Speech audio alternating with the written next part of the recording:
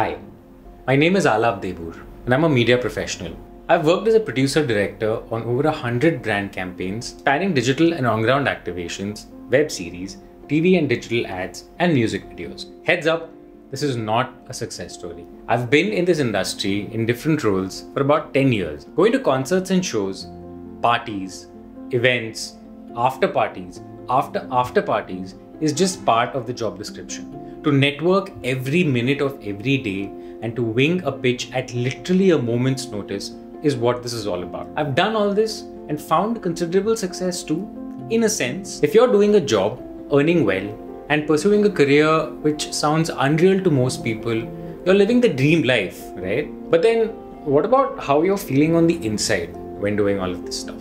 All along, I've been living a secret life. A life where after every party, event, shoot, I come back home and end up spending hours lying curled up in bed, going over intrusive thoughts, wondering if I did okay, and just trying to feel normal again. Being overly social takes its toll.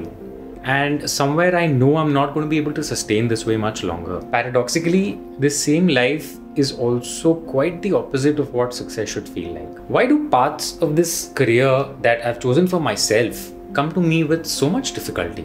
I mean, I love films and music, and I've demonstrated a talent for them. So what's the problem? Why do I have such a hard time with what this industry demands of me? I get my answer earlier this year at 34 years old when I'm diagnosed with autism. Turns out I have sensory sensitivities, social difficulties, communication challenges, and a mind that's wired differently to one to which these things might come more easily. What I have been doing all along, I learned then, is masking. Something that becomes crucial for autistics to do to get by every single day, and something that can be detrimental to our physical and mental health. Learning about my autism comes as a shock. But the more I reflect on my past experiences, the more it all makes sense. My need to break away from conversations, falling back on scripts during presentations and meetings, my proclivity for numbers, my self-doubt, sleep issues, awkwardness, chronic anxiety. For a while, I seriously contemplate giving up.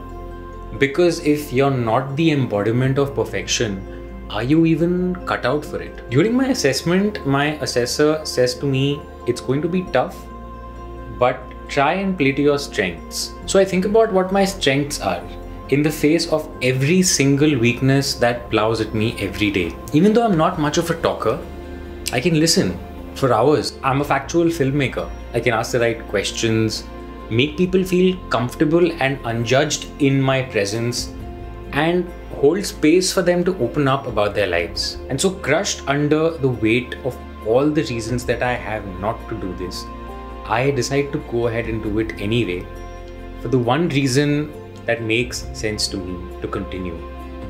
Because I want to tell stories. Earlier this year, my wife Aditi and I decided to dedicate a large portion of our time, energy, and resources to this.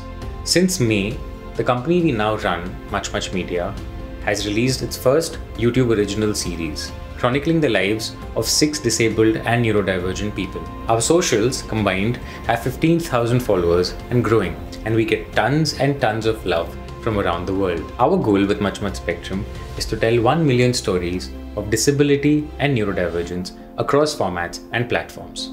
That, by the way, is just about 0.1% of the total number of people with disabilities around the world. It might not happen over our lifetimes, but if we all contribute to putting together a system that enables it, we'll have done the groundwork for our future generations. As part of this journey, one small goal is also to find radical self-acceptance. To think of my needs and accommodations, and of so many others like me, as human needs and not special needs. To help others engage with and proudly embrace their identities, however marginalized they may seem. And to enable each one of us to play to our strengths and find our paths to success. Because even though we may be different, different does not mean less. A neurodivergence diagnosis is not like coming across an oasis in the middle of a desert.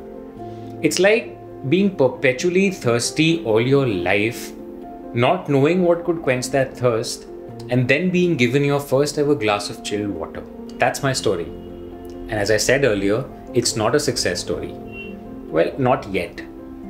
It is an en route to success story. It will only be a success story when our community starts seeing and believing that we belong here as much as the next person, and that we're understood and accepted for who we are. If someone says they're uncomfortable being at a party, believe them. Don't force them to be there anyway, because parties can get overwhelming. Don't let someone's presence or absence be the deciding factor in whether they deserve that promotion or exciting new opportunity. Sensory sensitivities and social challenges are real. Let's please accept that, and let's help those who need it. More than anything, if there's one thing that you should take away from this story, it's that your accommodations are valid, as are your lived experiences. And letting anyone convince you otherwise is a great injustice to your potential. Thank you.